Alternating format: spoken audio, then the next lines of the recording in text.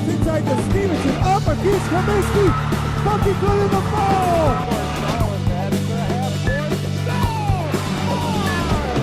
Chantel all the way to the basket. Foul. Lays it in for two.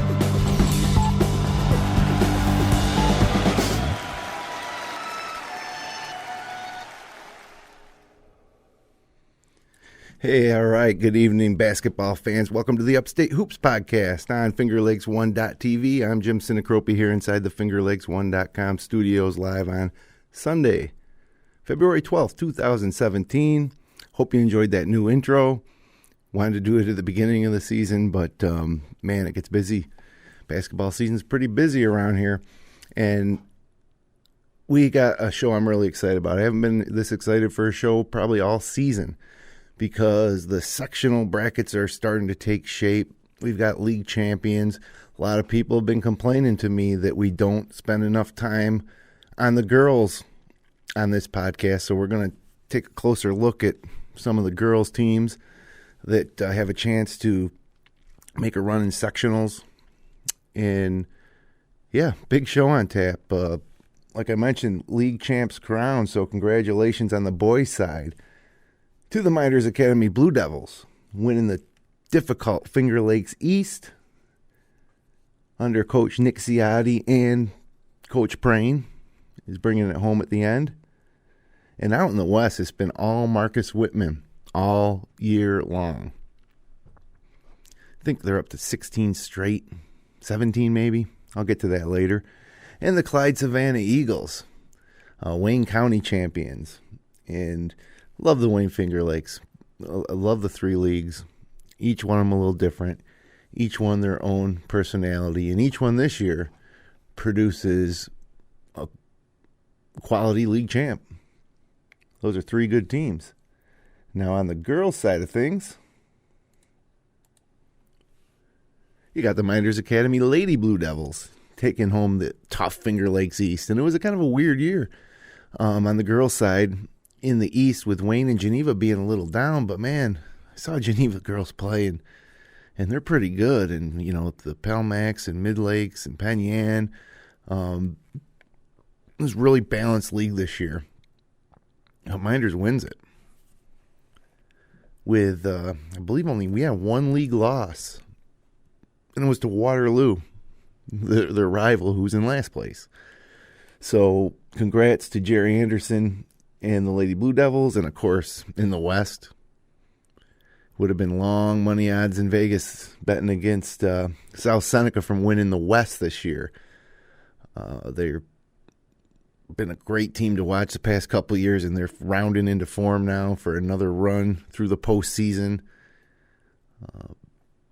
Finger Lakes West champs, no surprise there. Congratulations to Heather Mott and company. And out in Wayne County, the Gananda Blue Panthers have been untouchable, and they take home the Wayne County girls title. So 6 league champs between the boys and girls, and decided here with 1 week left still in the regular season.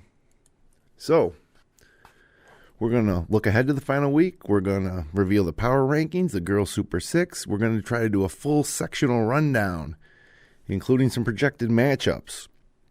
So a lot to get to tonight. I also want to just take a note about, you know, our coverage, or just coverage in general of local high school basketball. Coach Mark Michael, when we were at the ER Clyde game on Wednesday night, said something to me that I really appreciated. He said that you guys provide a lot of depth to the season, and it was a compliment that I hadn't heard before in that way.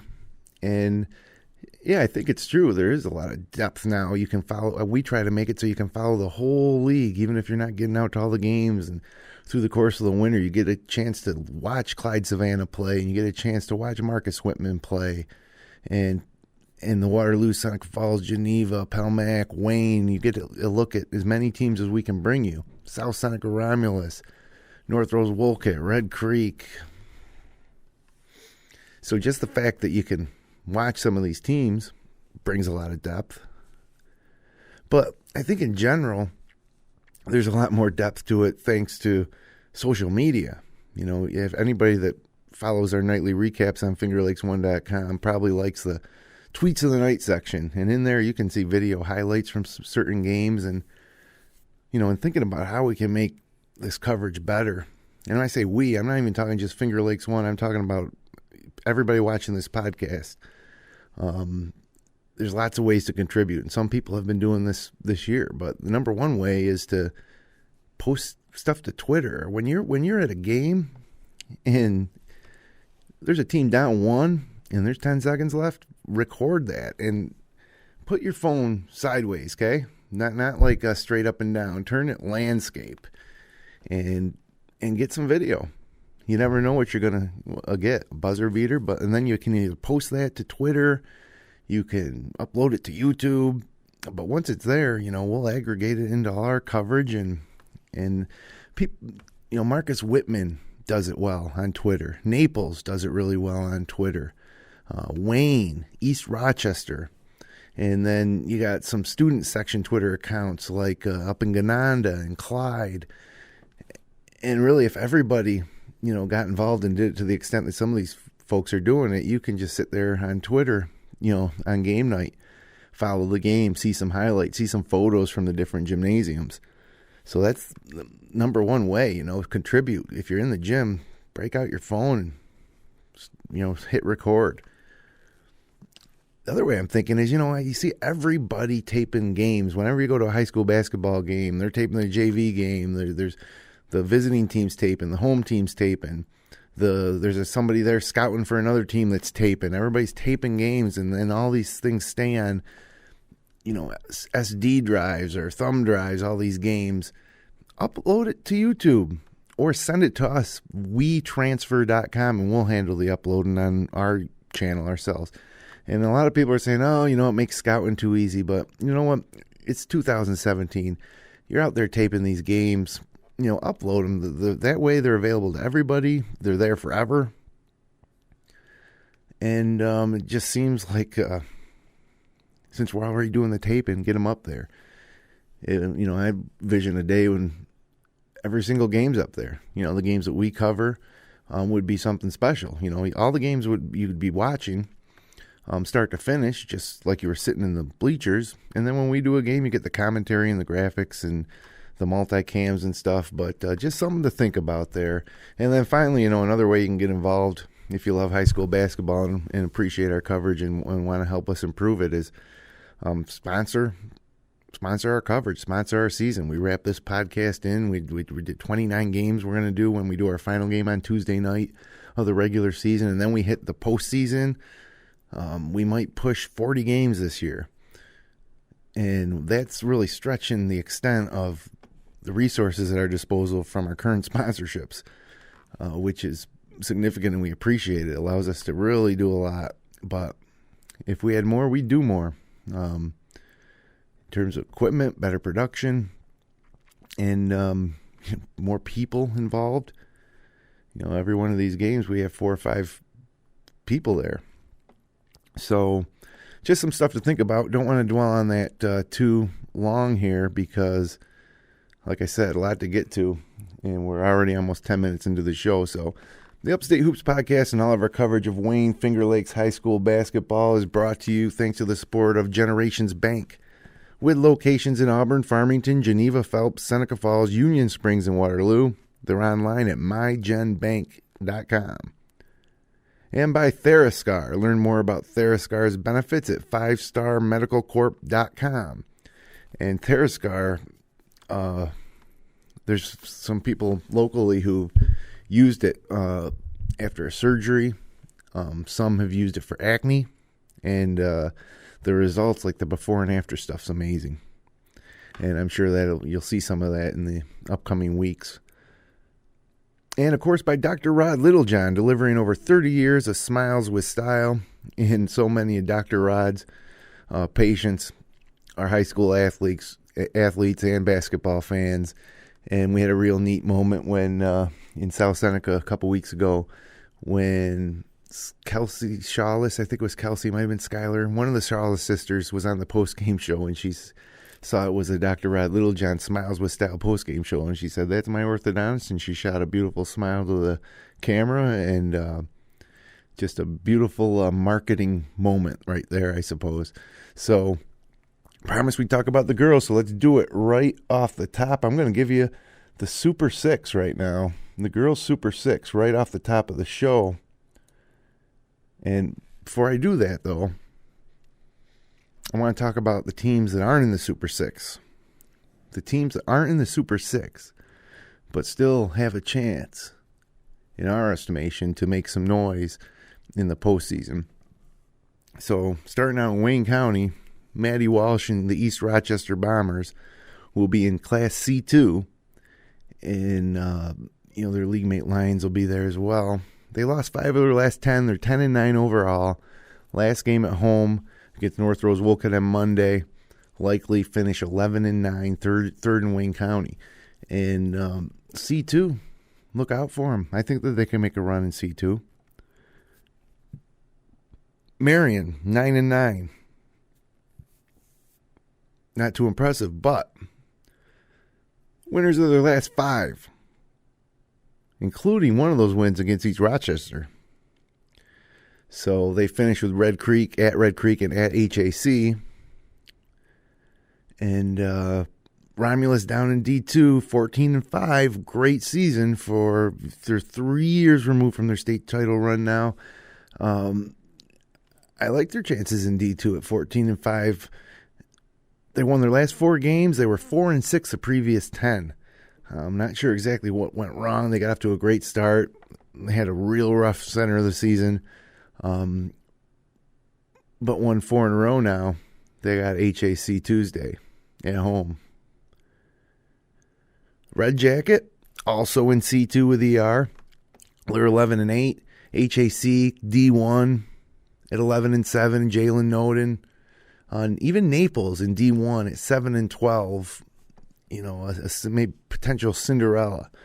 So, moving from the West and the Wayne teams to the best of the rest of the East teams. This is where it gets interesting. We've seen it before. Finger Lakes East team comes in like 6th place, wins sectionals. Well, Mid Lakes is in Class B with a bunch of the Finger Lakes East. They're 9-10 right now, but they won 3 straight. They beat Gananda, they beat Newark and Waterloo. Prior to that, they lost 7-8. We were riding them off, but they're playing better. They have Minders I believe it's in their gym now. They got Minders at home on Tuesday.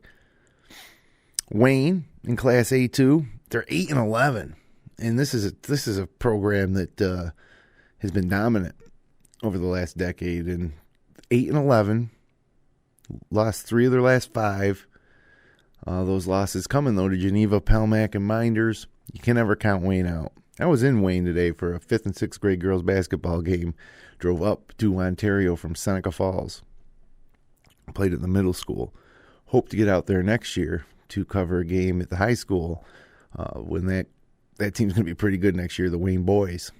So, the Geneva girls, Coach Ed Collins, 9-19. What's up? 9-19. That just seems crazy, as good as Geneva's been. But when winners of 5 of their last 10, and the losses to Pelmac was bad, 56-38. At Penn Yan, 64-41. And then at Wayne and Mendon. And then Minders, 58-54, 4-point game at Minders. So, can't really figure them out. I know they have the potential to win games in A2. So, we'll keep an eye on the Panthers. Pelmac, also in Class B with Mid Lakes and Minders and Newark and everybody. Losers are 6 of their last 10. They're 10-9 overall. But they have won 3 of their last 4. The one loss in that 4-game stretch was to Minders, a 43-41 game. So a lot of these teams in the East, Minders cruised to the East title. Actually, that game against Pelmac was the one that clinched it. But it hadn't been easy against, like I say, 9-19 Geneva team, 58-54, 4-point game, and gets a 10-9 Pelmac team, 43-41. Pelmac finishes against Penn Yan. That should be a good one. Newark Waterloo, tough seasons for them both. Newark 7-10, losers of 8 of their last 10 in Class B. Waterloo also in Class B, losers in 9 of their last 10, 5-14. So now I can show you the Super 6. The new Super 6. And not much change at the top. South Seneca 1, Minders 2, Penn Yan 3, Bloomfield 4, Gananda 5, Red Creek 6. So those 4 through 6 shuffled around a bit. Same teams, but different order. Penn Yan stays at 3. And just talk about some of these teams. Gananda going to be competing in Class C1 along with Red Creek and Bloomfield. So those 3 teams all in the same class. So some potential exciting matchups there. Gananda's 15-3. They won 6 of their last 9. They started the season 9-0. Their only league loss, or their only non-league win, Batavia. Unbeaten in the league. So that's a question mark. Wayne, we could argue about how strong the Wayne girls league is. Gananda got that win against Batavia, but that's their only non-league win. The rest of them in league. That means they beat Red Creek. That means they beat East Rochester.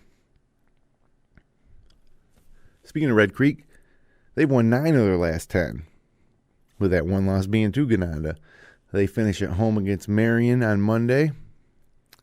14-5 on the season, so real nice season there out of Red Creek girls. We weren't thinking anything else. We knew they had the 8th grader Isabella Wilbur, who played varsity, I think, as a 7th grader last year, and I saw them play at Minders, and you can just see that I think they've been gelling more and more. Definitely a huge threat in C1, along with Bloomfield, who's 15-5. And Bloomfield quietly won 12 of their last 13, and that one loss was to South Seneca. Everybody loses to South Seneca. Also includes wins against a Class B Dansville team and a Class A1 East High team, so good for Bloomfield. C1 is going to be really exciting for the girls. And then we got Penn Yan at 3. They'll be in Class B with the rest of the Finger Lakes East, basically 11-8. They finish at Pelmac on Wednesday. They've won 6 of their last 10 games, including that 23-point win against Geneva, which Penn Yan was about to drop, I think. Maybe out of the Super 6 altogether or to the bottom until they just thrashed Geneva. Then you got Minders, and what a great season Minders has had. 16-3. They lost at Bishop Kearney. They lost at South Seneca. That makes sense, right? They also lost at Waterloo. So that's a little scary about this team. Can't turn in that type of performance they did that day against Waterloo in sectionals. But they've won 16 other times. 9 in a row. Finished with Mid-Lakes at home on Monday, trying to keep momentum going into the postseason. And then, of course, what can you say about the South Seneca Lady Falcons? They're going to be in Class C2, trying to win that sectional crown for a second year in a row. And then I know they got their eyes set beyond that, but first things first, try to win that sectional title. They're 19-1. They're done. They don't play another game. Regular season over, 19-1. That one loss to Aquinas back on December 10th. Winners of 16 in a row. And they're really a fantastic basketball team to watch. From the Shawless sisters to Bailey Mingus to Emily Lavarnway is one of the most fun players to watch. She's dominant. She is as dominant an inside player as you'll see in the Wayne Finger Lakes for the girls, and one of the best players in the state. Who am I forgetting? Mackenzie Kenyon. Can't forget Mackenzie Kenyon.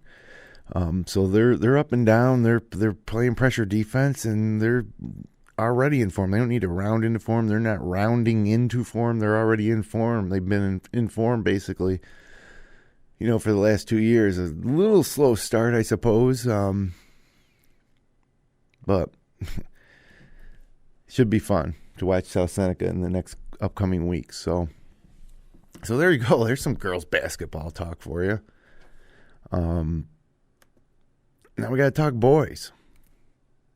Talk some boys basketball here. And first thing I'll do is I'll run you through the week that was on Monday, kind of a short week. We had some weather issues on Friday. But on Monday, Marcus Whitman beat Red Jacket 81-54. Berlin Allen, 20 points. Riley McLeod, 20 points. East Rochester beat Rochester Academy 72-61. Casey Michael, 20. Matt Cicero, 19. John Lexer, 19.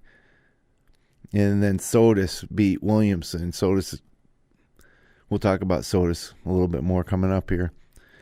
Donnie Knapp, 14. Max Fox, 10. And Cameron Davis, 9 in that win. And then on Tuesday night, Minders clinches the league title. They didn't expect to do it yet, but two things happened. One, they beat Palmac in Seneca Falls 64-50. 24 points from Jake Mean.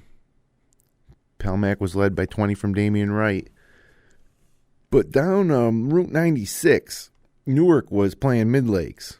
And the most shocking result of the week, Mid-Lakes, I was riding Mid-Lakes off as a lost season. They're playing better, though. And they got this win at home, 65-57. And they did it by owning the glass. Bryce Burry, 22 points, 10 rebounds. Darren Carswell, 15 points, 20 rebounds. That's a season high for anybody in the Wayne Finger Lakes, 20 rebounds on the boys' side. Trevor Milliman, 11 points, 11 rebounds. And Newark, Nate Beard had 22. Brian Sharp had 13 3-3-pointers. But who's hitting the boards for the Reds in this game? They're giving up that many rebounds. Where's the big treat? They're going to need them coming up in sectionals. So that loss, combined with that win by Minders, gives the Blue Devils the Finger Lakes East title outright. And it feels pretty good, and I know in Blue Devil Nation to be able to say that. Wayne beat Geneva 58-46. Braden Zenilovic, 22 points, 7 rebounds. Billy Thompson, 15 points, 5 assists. Penn beat Waterloo 48-35. Desmond Batten, 19 points, 5 boards. Dylan Stape, 10 points, 8 boards.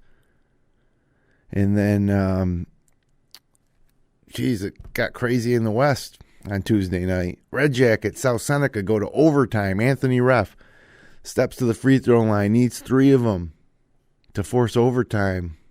Forces overtime, makes the free throws. Finishes with 20 points and 9 rebounds. Devin Rogers finishes with 18 points, 11 rebounds. John Zajac, 16.6 rebounds. And the Falcons lose 77-76 in overtime to Red Jacket.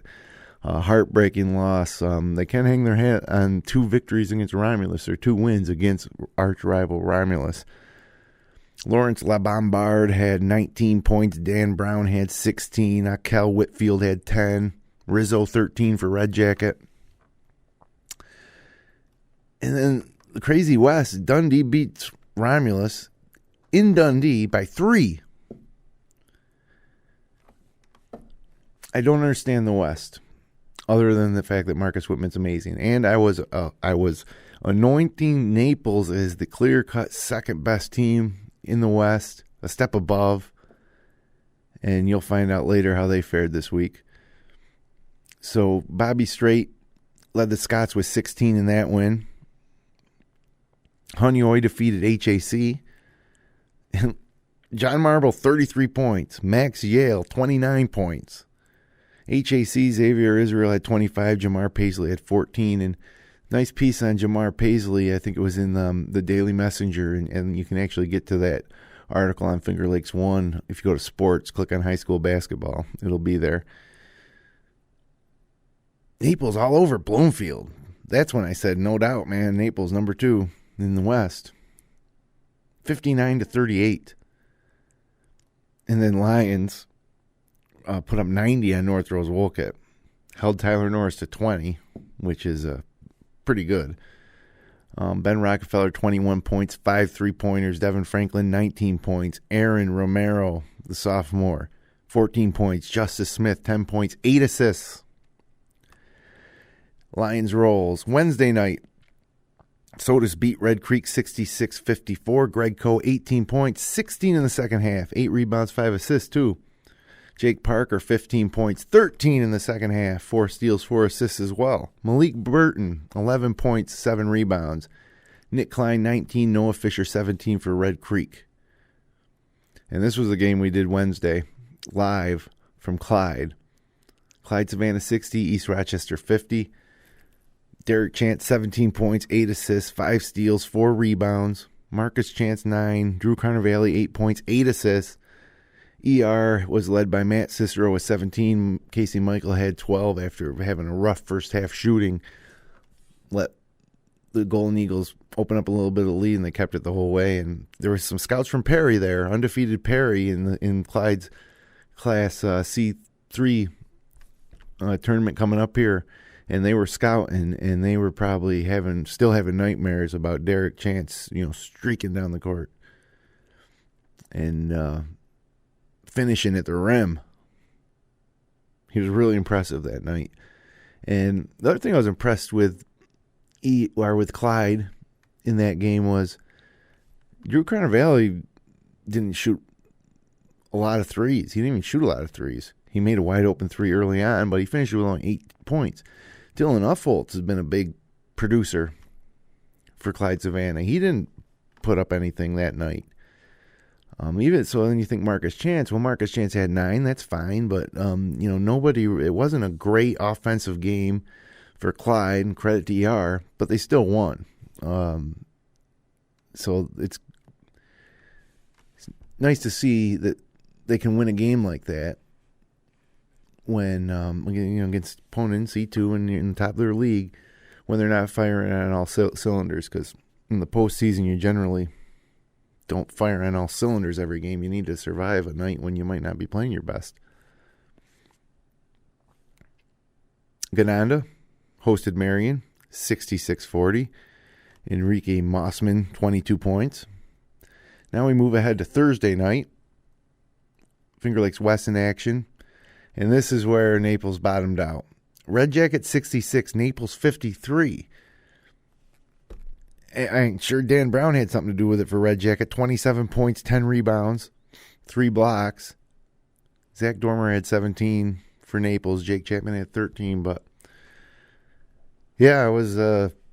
This stuff has been happening in the Finger Lakes West all year.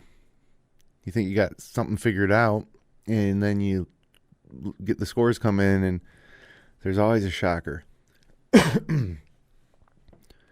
And then you start thinking about stuff like, South Seneca took Red Jacket.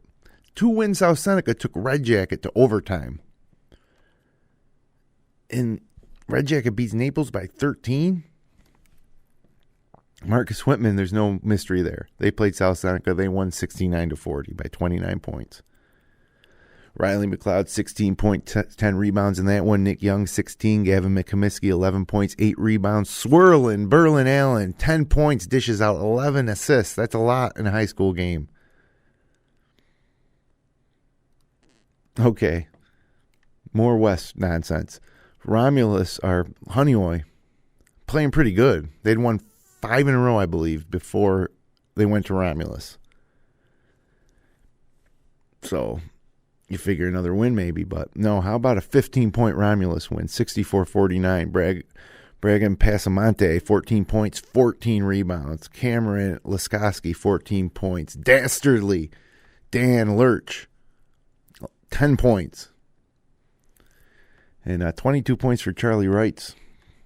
Max Yale had 12. So not sure what happened to John Marble that game, but that's the West for you. Friday night, a lot of games not played, especially in Wayne County because of the lake effect snow. Mid-Lakes did play at Waterloo. They won by 5, 57-52. So again, Mid-Lakes beats Newark and then survives by 5 at Waterloo. There just can't be that much difference. Any given night in the Finger Lakes East, and also I believe that's true for the entire Finger Lakes West except for Marcus Whitman. Bryce Burry, 18 points, 4 rebounds. Trevor Milliman, 13 points, 8 rebounds. Ransom Benedict's 18 points for Waterloo. Penn Yan On the road in Geneva Friday night, got a 50-42 win. Good for Penn Yan, trying to position themselves in Class B. Geneva being an A2 school, it's a few extra points, and Penn Yan, now they were at 500, so that's kind of like a watershed type of game. You get to 10-9. You want to have a winning record going into sectionals, right? So I think that was a big win for Penn Yan. Desmond Batten, 14 points. Ben Emerson, 12. Tyler Tyson had 15 for Geneva. And then HAC played Rochester Prep. Rochester Prep went to HAC. Rochester Prep beat HAC 46-42, despite 26 points and 5 assists from Jamar Paisley. So, holy cow. That was all the games this week. A lot of other games got rescheduled. Let's take a look at the week ahead here and see. When these games are. And this is the last week of the regular season. This is it.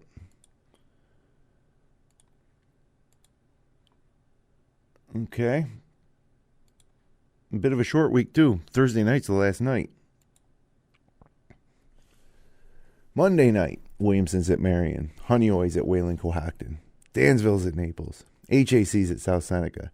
I'm not getting too excited yet about this slate. Dundee at Bloomfield, though, is always a good one. Bloomfield, some teams have done better than we thought they were going to do in the beginning of the season, and some teams have done a little worse. And Bloomfield, keep wanting to see potential there, but they just hasn't been translating into wins. And with sectionals around the corner, they could really use a win at home here to start feeling good about things. But same can be said for Dundee and Les Miller's Scots. And then Livonia at Marcus Whitman. This is wildly interesting. Livonia, Class B, currently number 2 in the seeding points. Marcus Whitman is C1, and Livonia's coming to Marcus Whitman, and we haven't seen Marcus Whitman, play anybody in so long except for the rest of these Finger Lakes West teams. So this is going to be a real test to see if Marcus Whitman's for real. And not only for real, but I think they could easily find themselves in the sectional finals, but they're in the same class as North Star Christian. And I think they need to believe they can play with a team like North Star Christian, who is probably the best team in all of Class C and maybe Class B and maybe Class A2. Up in A1, it probably starts getting about, to their level of competition. But, we'll see. But that Livonia game on Monday night is going to be a nice indicator, I think. And it's going to be a little bit of an indicator for Minders and Newark in Class B. See what they might be up against. A lot of people considering Livonia to be down without Ricky Allen. And, they lost a couple longtime contributors, Ricky Allen being the first and foremost at point guard. So, we'll see what happens there at Whitman. I don't think that Whitman necessarily wants to snap their winning streak heading into sectionals either. Tuesday night, East Rochester at Gananda. That's a great game, big rivalry. And both teams, Gananda, I want to say C1, East Rochester C2, trying to get ready for sectionals. They didn't win the league, but they had great seasons. They had good seasons. They could become a great season. We'll see, but I'm sure each of them don't want to head in on losing a game heading into the postseason. Waterloo at Wayne. Minders at Midlakes. And so another chance for Midlakes to pick up some more sectional points in B, try to get a home game for that first round. We'll take a look at the brackets in a second here as it stands today. Pelmac at Penn Yan. One more chance for Pelmac to try to get it on track. And same thing with Penn Yan, just trying to get those last bit of sectional points that they can. Geneva at Newark. After that loss to Midlakes, Newark wants to get back on track. Sodus at Clyde. And Sodus hit Clyde such a great game. Doesn't matter for the league because Clyde beat ER, but Sodus has been a real upstart team this year. They've beat everybody in the league once, at least. And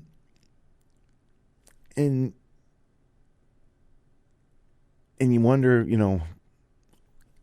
they beat Clyde once. Let's see if they can beat him again. Lions is at Williamson, and Red Creek's at North Rose Wolcott. Moving ahead, to Wednesday night. Clyde's at Red Creek. Ganonda's at Lions. Another great game in Wayne County on Wednesday night. Ganonda at Lions. That's a great night. Now, that was a reschedule. Some of these are starting to be rescheduled from Friday. Man, I don't know what I'm doing on Wednesday night. I might be able to get over to the Atwood for that one. Red Jacket at Dundee. Romulus at HAC. Whitman at Naples. So Whitman wants to finish that undefeated league season. Traveling to Naples could pose a problem, although they did really handle Naples easily in a game that was on FL1 Sports late in January. Bloomfield at Honeyway on Wednesday night. Then Thursday night, this is it. Last day of the regular season. And because of the snow outs on Friday night, some games got moved here as well. Originally, it was just School of the Arts at Geneva. Now you're going to see North Rose Wolcott at East Rochester, which will be Tyler Norris's last regular season game. We got him Tuesday. We got Red Creek at North Rose Wolcott on Tuesday, Valentine's Day night on FL1 Sports. But this game now will be actually the last game. But that game Tuesday will be Norris's senior night, and Nick Klein also playing one of his final regular season games on Tuesday night. Couple of great players. That's why we put it on there. See him off. Just been fun watching him for the past 3 years. Wayne's at Palmac. And then this Newark Batavia game is pretty interesting, and that's what they do in Newark. You know, we got sectionals coming up. Let's go play at Batavia. So it should be great. And then Sunday, maybe even Saturday, I don't know. We got to see what time schedules work out. But big edition of the Upstate Hoops Podcast. All the brackets will be set. We're going to break them all down. Going to get some familiar faces up here in the studio with me.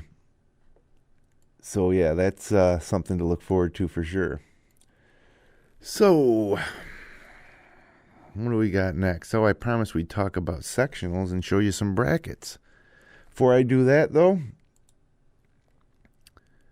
let's go ahead and just reveal the power rankings. Here they are. One more week to go of power rankings, and then that's it for the year. This is week 13. Minder stays at number 1, and then some movement at top. Remember, Newark lost to Mid-Lakes. They dropped down to 4, which is kind of shocking. I thought they kind of were starting to round into form. That loss to Mid-Lakes was shocking. And the rebounding numbers for Mid-Lakes was shocking. I know that Carswell can rebound, and I know that Millman can rebound too. It's not like they're not a good rebounding team, but 20 rebounds for Carswell. What was DeAndre Saunders and Taylor Clements, doing down there? Wayne 2, Clyde 3. Ultra impressive Clyde the past couple times we've seen them against Lions and against ER. They just look great. Marcus Whitman holds steady at 5. East Rochester's at 6. They hold steady too, despite that loss to Clyde. Lions is 7. Sodus is 8. Mid-Lakes moves back into the top 10 with that win over Newark at 9. Won 3 in a row now. And Ganonda at 10. So there it is. And now let's quickly jump into sectionals, sectional point standings. And let's start out here with a look at, let's do the D's. We're going to look at all the sections involving Wayne Finger Lakes teams. And in D1, you got your Dundee, you got your Naples, Honeywell, HAC. There's actually 15 teams, but I wanted to split this up into one screen. And, does Dundee have a chance? Yeah. Does Naples have a chance? Yes. Does Honeywell have a chance? Sure. I mean, to get to the finals, let's say, I'm going to say it's going to be a tough task for them to beat York or Finney, but you get there, you play one game, you beat them, and, it can happen. HAC, even at 10, has been playing better. They've kind of cooled off again a little bit. And then down in D2, you got Romulus at 10th, and Prattsburg, Avoca, and Elba having a good year too. Tough. Going to be tough there for our friends from Romulus. If we could pull up the D2 brackets here. Prattsburg's the 1 seed, Elba's the 2 seed. This is not official. There's games to be played. This is how it would stand if it ended today. And you see Romulus would have to play at Scio. That's a fun trip. And then if they won, they'd have to go at Elba, another fun trip. Really important for the, especially for the Eastern D2 schools to get that home court advantage if they can. Let's look at D1. Let's get right to the top here. What you can't see up at the top of your screen there is York, the number 1 seed, will be opening against Rochester Prep. And if Honeoye wins their first game, which they host if it stays as it stays, they'd advance to play York. Now, if you get down towards the bottom of the bracket, you're going to see tons of local teams. And I think that fares well for these guys because, we're going to get a couple to advance and familiar faces. Dundee playing against Wheatland Chili. You remember Wheatland Chili and Lions had met in the semifinals in Bloomfield the year that Lions went to to Glens Falls. They're in D2 now. And they're going to go to Dundee. So you got to like Dundee's chances to win that. Wheatland Chili's 3-16. And then Naples and HAC would play each other. So, unfortunate thing for Naples, unless they can bump up into the top 6, is that they would have to play Finney next. But, you got to play him sooner or later, whoever it is. So, get it out of the way, get some momentum going. So, now let's move ahead to, why don't I just go backwards up the, let's go backwards. Let's go to C3.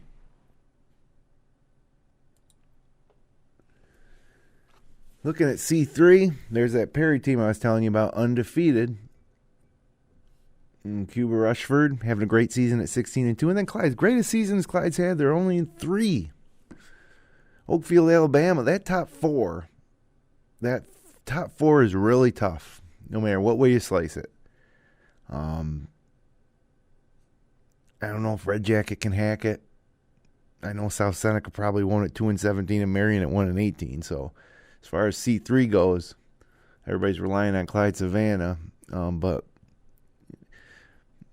like I said, Red Jacket just beat Naples pretty good. But I think that top 4 in C3 is tough. I think that's really tough. And so let's see how that would shake out according to the brackets if it was to end today. Perry, of course, the 1 seed. But if it did end today, Clyde would not see Perry until the championship. Instead, they'd be worried a little bit about Cuba Rushford. Maybe Red Jacket or South Seneca could do them a little favor and beat Cuba Rushford. But Clyde will take the winner of Pavilion and Marion, so I don't think they're too concerned about, Pavilion 9-9. But again, this is just how it would look if it ended today. Could get some movement here.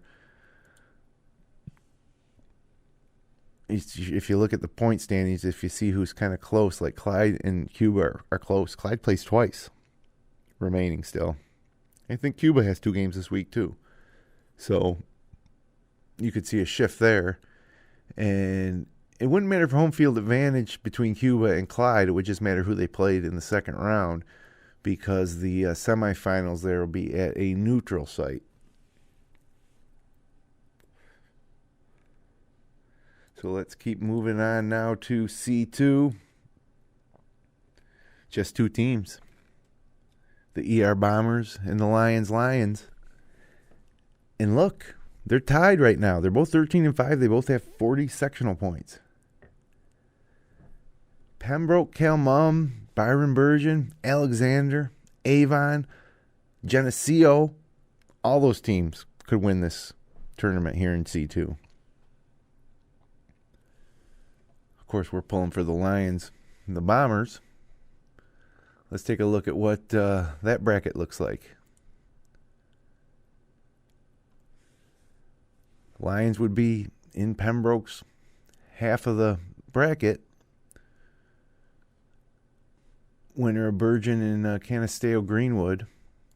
Then you go to the bottom here. East Rochester would potentially face the winner of Alexander and Letchworth. And I don't want to face Alexander if I'm East Rochester. C2 is kind of tough. It's balanced. And then, again, by the time the semis roll around, home court won't matter anymore. So it's not too big a deal there if Calmum's 2 and ER's 3. No guarantee Calmum gets there either. Avon's capable. So pretty interesting stuff going on there in C2. Not only are ER and Lions Clyde, but they could potentially overtake Calmum in second. And potentially Byron Bergen could sneak up and catch them. Wouldn't count on it, but it's mathematically possible at this point.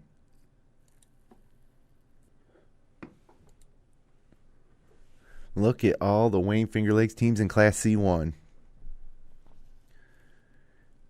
Whitman, Gananda, Sodus. And I'm going to throw Bloomfield in there as a team that has a chance to make some noise and get to the finals. It's tough to say that North Rose Wolcott or Red Creek can't do it with Tyler Norris and Nick Klein. I mean, C1's really interesting until you realize that the number 1 seed is North Star Christian.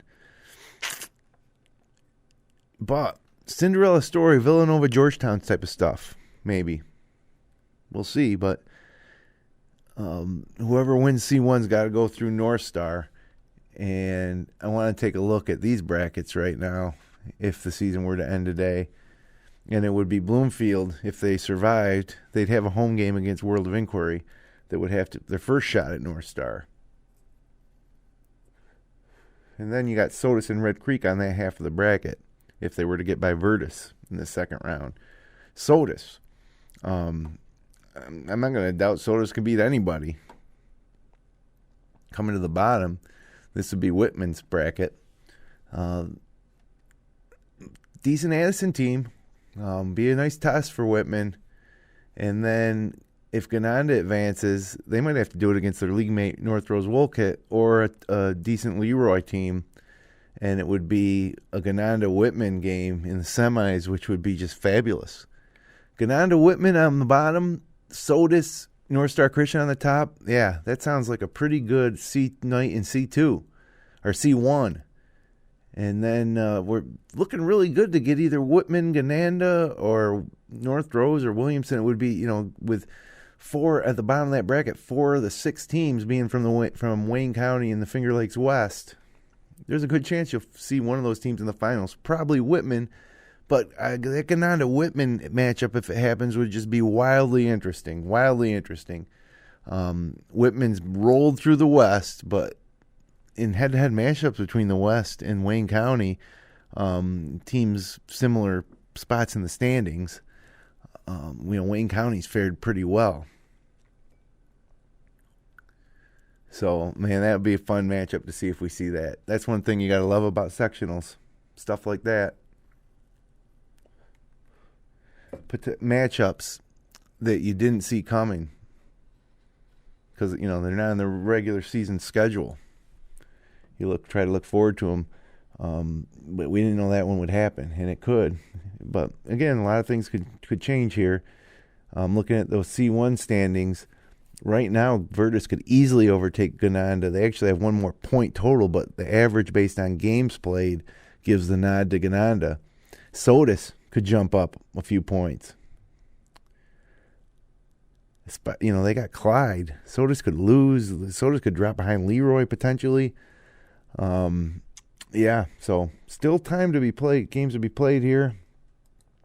Don't want to talk about these brackets, even though I am like they're official. Because they're close to official, but not quite yet. Now here it is, B, Class B. the entire Finger Lakes East, basically, except for Wayne and Geneva. Not basically, it's the entire Finger Lakes East, except for Wayne and Geneva. And the Miners Academy Blue Devils, #1 seed, and no matter what happens in Mid-Lakes, they've got that locked up. But the real movement's been coming around 2, 3, and 4. Livonia, Early College, Newark. That was totally flip-flopped 2 weeks ago. Now Newark's down to 4, Livonia's up to 2, Early College is at 3, and everybody's been scared about facing Early College in the semis. And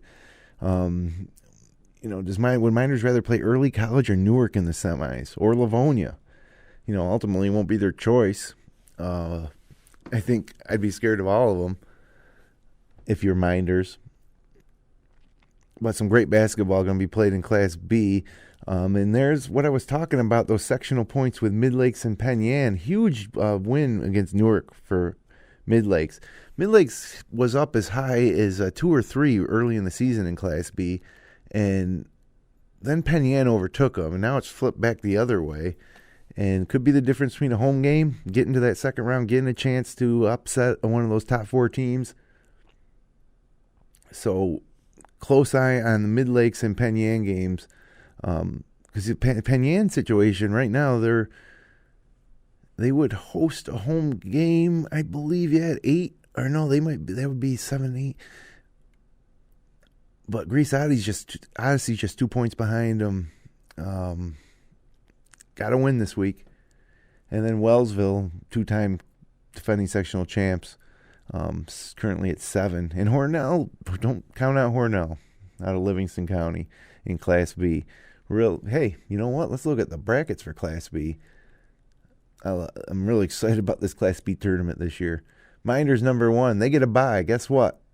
Only bye. Look at that bracket. One team gets a bye. It's Minders. I don't know how big of an advantage that is, but I guess of course it's an advantage. You win, you don't have to go on. I'm wondering if it wouldn't be more of a disadvantage against playing a game as a 1 seed against a 16 seed, for example, but there's 15 teams in Class B this year. As it stands, though, Minders would play the winner of Penn Yan and Greece Odyssey. It would be in Minders, but I've seen Penn Yan come to Minders the past couple of years and give them a heck of a game. I wouldn't feel too comfortable if I was Coach Prain, the night before that one. And then as it stands here, Newark would be in Minders' bracket. So what's going to happen in Class B is there's going to be semifinal doubleheader at Victor High School. And that top half could be Minders Newark. We were thinking that might be more of a potential finals matchup, but if the season ended today, it would be a semifinal matchup if Newark could survive Dansville at home. And then Palmac, look, I don't think in the Finger Lakes East you want to see any familiar faces in Class B, whether it's Minders Penn Yan or Newark Palmac, but we're going to see them. I don't know. There's going to be so many games going on. I don't know which one we're going to be able to go to. We're going to have to choose. Bottom half of the bracket. Mid-Lakes, it's 6. Come on. They're resurgent. Can they beat Wayland Cohocton? Of course. They're the 11 seed. Can they then beat Early College if Waterloo can't do the job? Now that'll be interesting, but I think they can. Sure they can. Of course they can. I know that everybody else in Class B will be rooting for them, except for maybe Newark, who might rather play Early College than Mid-Lakes after the loss the other night. No, they probably want revenge, but maybe a bad matchup for Newark. And then Livonia's got to be feeling pretty good about their moving up to number 2. Look at the difference between being a 2 seed, though, and 4 seed like Newark is. Just, getting on the opposite side of the number 1 seed Minders. So this Class B tournament's outstanding, let's face it. It's going to be a lot of fun. And I can't wait till these brackets become official. So one more class, folks. It's A2. And the Wayne Eagles, currently at number 2. It's a lot of times you say, the past couple of years, Wayne or Geneva, no chance really in A2. We've just skimmed over it. But Wayne's got a good chance in A2 this year. Leadership's proven they're beatable. They're not a dominant charter school in the sense of the word. As a matter of fact, I think in A2 leadership's probably pretty well placed, although I'd like to see all those schools up in AA or at least A1. But that's another topic, and I don't want to dwell on that this postseason either, but it might be tough when you see Whitman match up against North Star Christian or Wayne against Leadership. Let's take a look at those brackets. And again, that's pretty much set for Wayne. They're not going to go up or down. They're going to be the 2 seed. And Leadership's going to be 1. Batavia's probably going to be 3, and Douglas is going to be 4. So this is a pretty accurate representation here of some brackets that might be close to being almost official as far as the top seeds go. And you'll see Wayne obviously not at the top half of the bracket with Leadership. They're down here at the 2 seed, and they'd be looking at a potential Batavia matchup. And Geneva down there at the 11 seed, knowing the personnel they have, they can beat any of these teams. So, be pulling for Coach Brian Miller's squad to pull the upset here. But if not, Wayne would be at Rush Henrietta in the for a semifinal game against likely Batavia, maybe Honeoye Falls Lima. And then if they were to win that, they'd find themselves in the sectional finals at Fairport for an afternoon game against potentially Leadership Academy. So, holy cow, man. The hour's almost up. Where did it go? My throat hurts a little bit. It's a lot of talking. But hey, we are at the final. It's the final countdown. Last week of the regular season. Tuesday night, Red Creek, North Rose. And it's either going to be a radio game with a video replay or a full production. We're working out some kinks there. There's been a lot of turnover in terms of the staff there. You remember Kathy Hoyt? She's now with Section 5. She was the athletic director prior. So we're going to try to work that out tomorrow and figure out exactly what we could do. But either way, it's going to be a lot of fun to see Tyler Norris on senior night and to see Nick Klein and Tyler Norris square off one last time. It's going to be awesome. And then I'd love to go to Wayne and watch that Gananda Lions game on Wednesday night. Next weekend, I don't know if it's going to be Sunday or Saturday, probably Sunday. Don't know if it's going to be night or morning. We'll let you know. Just check fingerlakes1.com. But the biggest Upstate Hoops podcast of the year, the brackets will be set. We'll break them all down. We'll tell you who's going to win, who's going to lose. They won't even need to play the games. And we'll have some familiar faces from the FL1 sports team up here in studio to talk about it. So that's all I got for you guys tonight. I hope you girls basketball fans are satisfied. I hope that you boys basketball fans are well informed. And I hope everybody's excited for sectionals because they're coming. Thanks for joining us. Connect with us on Twitter at FingerLakes1. Subscribe to us on YouTube. We're on iTunes. We're on Stitcher.com. You can find our show, live stream games, and local news, weather, sports 24/7 on the free FingerLakes1.com Android or iPhone app. Thank you to Generations Bank Theriscar, Dr. Rodney Littlejohn. So we'll be back next weekend with a big show for our entire FL1 sports team. Watch out for that winter storm that's blowing in tonight. Have a great week.